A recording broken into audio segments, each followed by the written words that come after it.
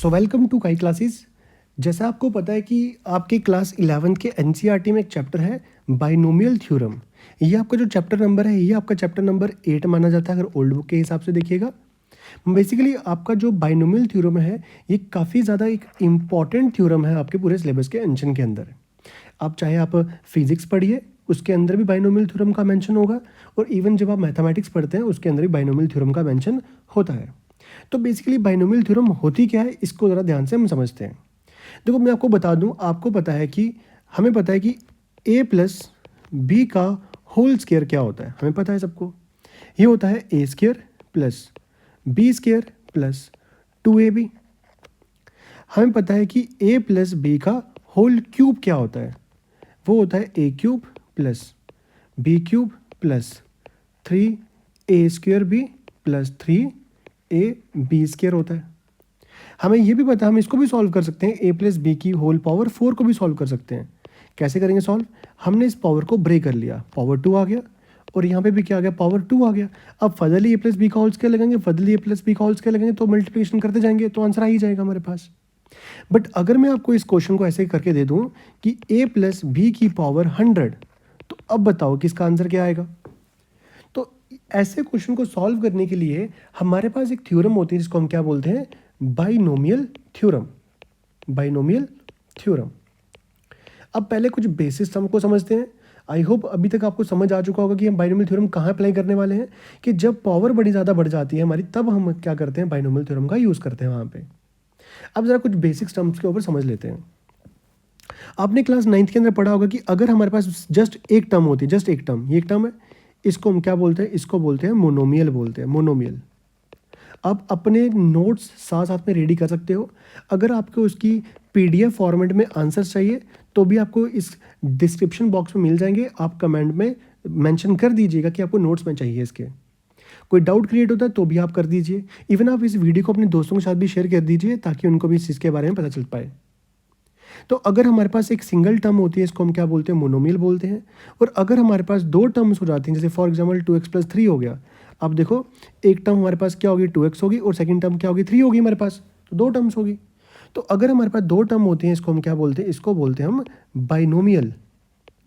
Binomial. तो आपके chapter का नाम भी क्या है, बाइनोमियल थ्योरम। बाइनोमियल थ्योरम मतलब जो भी इसके अंदर हम पढ़ने वाले हैं उसके अंदर टर्म्स कितनी होने वाली है, सिर्फ दो टर्म्स होने वाली, एक 2x होगा, एक 3 होगा। जैसे इसमें दो टर्म्स दिख रही थी, ऐसे पूरे के पूरे, जैसे आपको यहाँ पे देखो जो भी मैंने क्वेश्चन बताया आपको, यहाँ पे एक टर्म ये होगी, ए होगी, सेकंड टर्म बी होगी, तो यहाँ पे दो टर्म्स आ गई। इसी तरीके से देखो एक टर्म ए है, एक टर्म बी है, तो पूरे चैप्टर के अंदर आपके पास क्या होने वाला है, सिर्फ दो टर्म्स होने वाली हैं। इसलिए चैप्टर का नाम क्या पड़ गया, बाइनोमियल थ्योरम पड़ गया। तो आई होप इतना क्लियर हो गया आपको बाइनोमियल थ्योरम क्या होती है और कब अप्लाई करना होता है इसको, खासकर हम क्वेश्चंस में कब अप्लाई करेंगे। तो इसी तरीके से कुछ बेसिक टर्म्स और समझ लेते हैं। जैसे फॉर एग्जांपल मैं आपको बता दूं, कुछ टर्म्स पहले समझते हैं। मैंने लिखा यहाँ पे 4 फैक्टोरियल। ये जो सिंपल आपने देखा है जो उल्टा आई बना होता है इसको हम क्या बोलते हैं, फैक्टोरियल बोलते हैं, फैक्टोरियल। अब इसका मतलब क्या होता है, अगर 4 फैक्टोरियल है इसका मतलब होता है 4 इंटू 3 इंटू 2 इंटू 1, मतलब हमें एंड तक जाना होता है, 4 से लेके 1 तक जाना है मल्टीप्लाई करके। इसी तरीके से अगर हमारे पास है 3 फैक्टोरियल, इसका आंसर क्या आएगा, 3 इंटू 2 इंटू 1 आ जाएगा। ऐसे अगर हमारे पास मान लो 6 फैक्टोरियल आ जाए तो क्या आएगा, 6 into 5 into 4 into 3 into 2 into 1 आ जाएगा। तो फैक्टोरियल का मतलब समझ आ गया, फैक्टोरियल क्या होता है कि हमें वैल्यू को बिल्कुल एक डिसेंडिंग ऑर्डर में 1 तक लेके जाना होता है और मल्टीप्लाई करना होता है हमें। ये चीज़ समझ आ गया हमारे पास। अब एक चीज़ और देखते हैं, जैसे मैं आपको बता रहा था अभी a प्लस बी का होल स्क्वायर क्या होता है, हमें इसका फॉर्मूला पता है।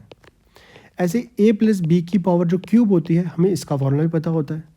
ऐसे चलते जाएंगे चलते आएंगे, जब a प्लस बी की पावर n आ जाएगा इसका फॉर्मूला क्या होता है, ज़रा इसको ध्यान से हम समझते हैं, बड़े ध्यान समझिएगा। इसका फॉर्मूला बनेगा, जनरल फॉर्मूला बनेगा। फॉर्मूला क्या होता है, NC0, सी का मतलब कम्बिनेशन, ध्यान रखना यहाँ पे, अभी पढ़ेंगे डिस्कस करेंगे। हमारा जो पहली टर्म होती है a, इसकी पावर आप n ही रखोगे, जितनी सबसे बड़ी पावर अभी n है तो पावर n आएगी। जो दूसरी टर्म है b, उसकी पावर आप करोगे 0। ठीक है, तो पहला स्टेप क्या होता है, NC0, a की पावर n, b की पावर 0 प्लस सेकेंड टर्म क्या आएगी, NC1। अब हमने देखो 0 शिफ्ट करके कहाँ पे चले गए, 1 पे चले गए। अब क्या करना है आपको, जो फर्स्ट टर्म है उसकी पावर एक कम कर देनी है और बी की पावर एक बढ़ा देनी है आपको, ठीक है। इसके बाद जो थर्ड टर्म आएगी वो कैसे आएगी, NC2 आ जाएगी। ए की पावर एक और कम कर दो, n-1 ऑलरेडी है तो n-2 हो गया, और बी की पावर क्या आ गया, 2 आ गया। अब देख रही हो कि ए की पावर जो है वो क्या हो रही है, ए की पावर कम कम होती जा रही है, रिड्यूस होती जा रही है, बट बी की पावर इंक्रीज होती जा रही है स्टेप बाय स्टेप। तो एक टाइम ऐसा आएगा लास्ट में चलते चलते क्या बचेगा, NC4 आएगा, 3 आएगा, 4 आएगा, 5 सो ऑन टू चलते NCN तक पहुंचेगा, NCN आ गया। अब ये लास्ट टर्म होने वाली है, ऐसी n-2, n-3, n-4 so on to n-n करेंगे तो क्या आएगा, 0 आएगा, ए की पावर 0 हो जाएगी और बी की पावर n आ जाएगी। तो ये बनती है हमारी जनरल टर्म हमारे पास बाइनोमियल थ्योरम की। मतलब क्या देखा हमने, हमने कुछ नहीं किया, NC0 लिया, NC1, NC2, NCN तक चलते गए, ए की पावर को कम करते गए, बी की पावर को बढ़ाते चले गए, बस सिंपल सा क्वेश्चन। जैसे फॉर एग्जाम्पल मैं आपको बोल दूं कि मान लो मैं क्वेश्चन क्या दिया हुआ है, a प्लस बी की पावर 5 दे दिया हुआ है। अब आप मुझे बताओ n की जगह पे क्या आएगा, 5 आएगा। इसको वैसे करेंगे 5C0, a की पावर 5 आ जाएगा और b की पावर 0, प्लस 5C1, a की पावर 5 - 1 करेंगे तो एक पावर कम कर दिया, b की पावर बढ़ानी पड़ेगी, 5C2 आ जाएगा, a की पावर एक और कम कर दो, 5 - 2 आ जाएगा, b की पावर 2 आ जाएगा, 5C3 आ जाएगा, a की पावर एक और कम कर दो, 5 - 3 आ जाएगा, b की पावर 3 आ जाएगा। ऐसे 5C4 कर दो, a की पावर एक और कम कर दो, 5 - 4, b की पावर 4 आ गया। ऐसे 5C5 कर देंगे, a की पावर 5 - 5 आ जाएगा और b की पावर 5 आ जाएगा। अब यहाँ पे नोटिस करना मैंने क्या किया, मैंने a की पावर 5 थी, यहाँ पे a की पावर 5 - 1, 5 - 2, 5 - 3, 5 - 4 और 5 - 5 कर दिया। सारी पावर, सबकी पावर एक एक कम करते गए। और बट यहीं पे आप b को देखो, 0 से 1, 1 से 2, 2 से 3, 3 से 4, 4 से 5, b की पावर बढ़ाते चले गए। और आपको स्टॉप कब करना है, जब आपकी पूरी बराबर हो जाए, यहाँ पे 5C5 और 5 वैल्यू पहुंच चुकी है, तब आपको क्वेश्चन स्टॉप कर देना है। आई होप इतना क्लियर हुआ आपको, एक स्टेप क्लियर हो गया। फर्स्ट स्टेप देखो, आपको गिवन होगा, ए की वैल्यू गिवन होगी, 5 और 2 सब कुछ गिवन होगा। मेन प्रॉब्लम अब कहाँ पे आने वाली है, मेन प्रॉब्लम आने वाली 5C0 की वैल्यू क्या होती है, 5C1 क्या होता है, 5C2 क्या होता है, 5C3 क्या होता है, इनकी वैल्यूज फाइंड करने में प्रॉब्लम आएगी। अब ज़रा एक निकालने की कोशिश करते हैं 5C0 की वैल्यू क्या होती है। देखो हमें क्या दिया हुआ है, 5C0, इसका मतलब क्या होता है, इसको मैं रिजेंबल कर रहा हूँ NCR के साथ। मतलब आपको समझ आ गया R कितना 0 है और N कितना 5 है। तो इसका फॉर्मूला क्या होता है, N factorial upon N minus R factorial into R factorial, ये इसका फॉर्मूला होता है। अब ज़रा मुझे बताओ N कितना था, 5 था, मैंने कर दिया 5 फैक्टोरियल। N माइनस R कितना 0 है, मैंने कर दिया ऐसे और 0 फैक्टोरियल आ गया। अब बताओ ज़रा, ऊपर बचा 5 फैक्टोरियल अपॉन 5 - 0 किया तो 5 फैक्टोरियल आ गया, और 0 फैक्टोरियल की वैल्यू कितनी होती है, 1 होती है। तो लिखो या ना लिखो 1, यहाँ पे एक बात है, 5 × 5 कट रहा तो आंसर क्या आया, 1 आया। मतलब ये 5C0 की वैल्यू क्या आएगी, 1 आती है। देखो जरूरी नहीं 5C0, मैं आपको एक छोटी सी ट्रिक बता रहा हूँ।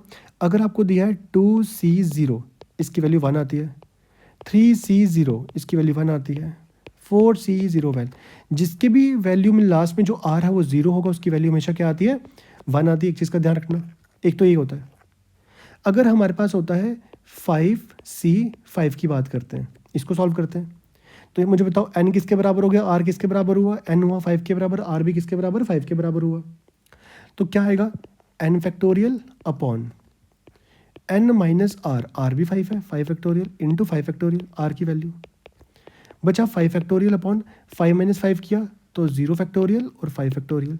0 फैक्टोरियल तो 1 होता है, 5 कट के आंसर दोबारा 1 आया। तो एक चीज़ का मतलब, एक चीज़ का और ध्यान रखना, अगर आपकी टर्म ऐसे आती है 5C5 तो भी आंसर 1 आएगा, 4C4 तो भी आंसर 1 आएगा, 4C4 आंसर 1 आ गया, 3C3 आंसर 1 आएगा। सेम होगा तो भी आंसर 1 आएगा, और अगर R की जगह पे 0 होगा तो भी आंसर क्या आएगा, 1 आएगा। इस चीज़ का थोड़ा सा ध्यान रखिएगा आप। इतना क्लियर हुआ, बेसिक चीज़ें क्लियर हुई। देन इसके बाद एक टर्म और निकाल लेते हैं हम, ताकि आपको समझ आ जाए। जैसे फॉर एग्जांपल मैं बोलता हूँ 5C4 की वैल्यू निकालते हैं। देखो आपको पता है N किसके बराबर हो गया, 5 के बराबर, और R किसके बराबर हो गया, 4 के बराबर हो गया। फॉर्मूला क्या होता है, N factorial upon N minus R factorial into R factorial. N factorial मतलब 5 फैक्टोरियल आ गया, अपॉन एन माइनस आर मतलब 5 माइनस 4 हो गया 4 फैक्टोरियल, और बाहर गया 4 फैक्टोरियल। इसका मतलब क्या हुआ, 5 फैक्टोरियल अपॉन 5 माइनस 4 कितना हुआ 1 फैक्टोरियल इंटू 4 फैक्टोरियल। अब इसको हम ऐसे कर देंगे, देखो फैक्टोरियल को ओपन करेंगे 4 इंटू 3 इंटू 2 इंटू 1। अब 1 फैक्टोरियल की वैल्यू तो 1 ही होती है, 4 फैक्टोरियल का मतलब क्या हो 4 इंटू 3 इंटू 2 इंटू 1 आ गया। अब यहाँ पे आप नोटिस करो 4 4 कटा, 3 3 कटा, 2 2 कटा, 1 1 कटा, आंसर क्या बचा, सिर्फ और सिर्फ 5 बचा। तो ऐसे आपको सबकी वैल्यू फाइंड करनी है, जैसे जो मैंने यहाँ लिखा हुआ है, देखो 5C 0 की वैल्यू क्या आएगी 1 आएगी, 5C 5 की वैल्यू क्या आएगी 1 आएगी, 5C 4 की वैल्यू भी निकाली 5 आएगी। ऐसे में 5C 1 की भी निकालनी है, 5C 2 की भी निकालनी है, 5C 3 की भी निकालनी है। हमें एक एक करके चेक करेंगे और इसको सॉल्व करेंगे। बेसिकली इसको सॉल्व करने का बड़ा शॉर्टकट मेथड होता है हमारे पास, जिसको हम क्या बोलते हैं, पास्कल्स ट्राइंगल बोलते हैं। पास्कल्स ट्राइंगल बोलते हैं। पास्कल ट्राइंगल का जो कंसेप्ट होगा वो हम नेक्स्ट वीडियो में करने वाले हैं। इसके जो क्वेश्चंस होंगे वो भी हम नेक्स्ट वीडियो में करेंगे। आई होप आपको इस बाइनोमियल थ्योरम का जो बेसिक टर्म थी, वो टर्मिनोलॉजीज जो थी वो समझ आई होंगी। अगर आपको इस वीडियो प्रोडक्टिव लगी है तो चैनल को सब्सक्राइब कर लीजिए, वीडियो को लाइक कर लीजिए और प्रेस बेल आइकन, ताकि हमारी कोई भी लेटेस्ट वीडियो है आप उसको मिस ना कर सको। और इस वीडियो को ज़रूर शेयर कीजिए अपने दोस्तों के साथ। तब तक के लिए देखते रहिए काई क्लासेस।